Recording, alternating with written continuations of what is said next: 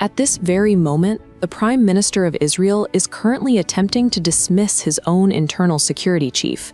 At the same time, that security chief is overseeing an investigation into the Prime Minister's office for the leaking of state secrets.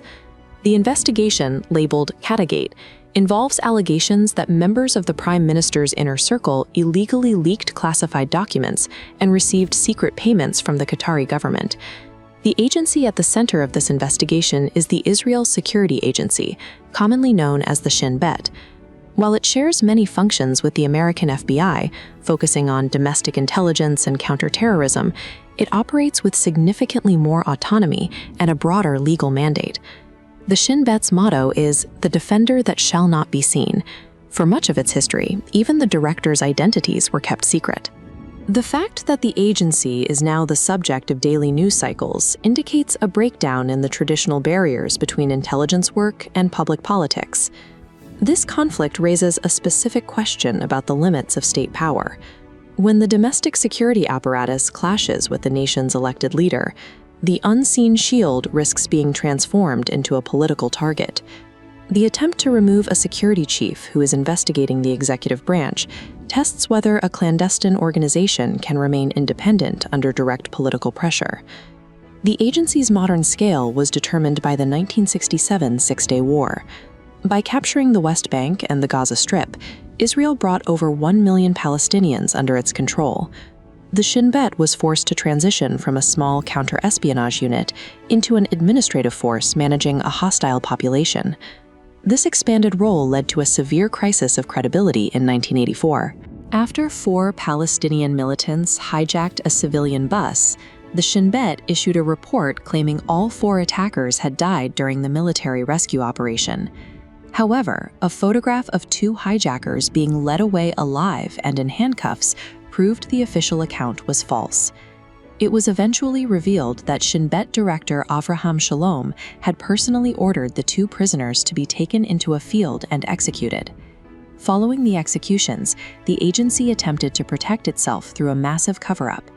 Officers committed perjury during official inquiries and tried to frame an innocent army officer, Yitzhak Mordecai, for the deaths. The scandal concluded when the Israeli president granted preemptive pardons to Shalom and his officers before they could be indicted.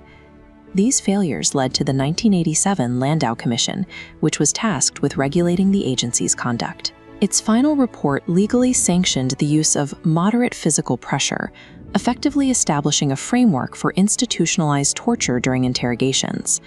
In 1995, the Shin Bet suffered its most significant operational failure when Yitzhak Rabin was assassinated by Yigal Amir, a right-wing Israeli radical.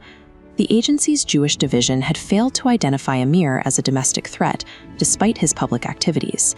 Director Carmi Gilon resigned following the murder, which led to a total restructuring of the agency's VIP protection protocols and a reassessment of internal threats. In 1999, the Israeli High Court of Justice intervened, outlawing the routine use of physical pressure during interrogations and forcing the Shin Bet to operate under tighter legal constraints.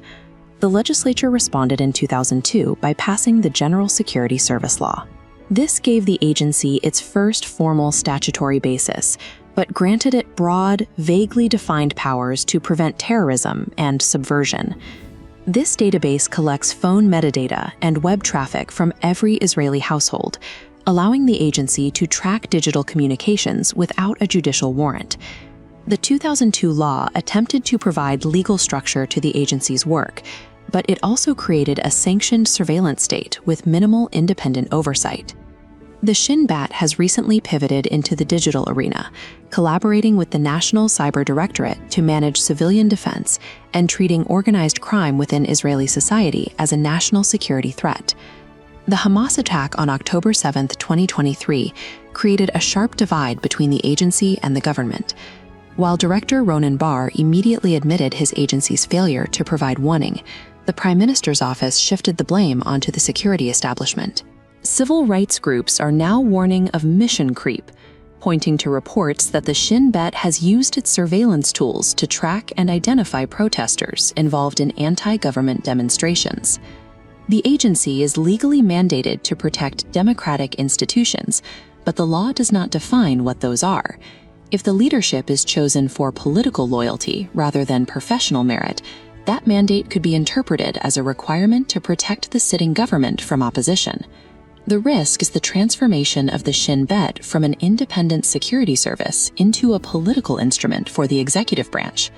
The Shin Bet was built as a shield for the state's survival, but its expansive powers, if directed inward against political rivals, could potentially damage the very democratic order it is sworn to defend.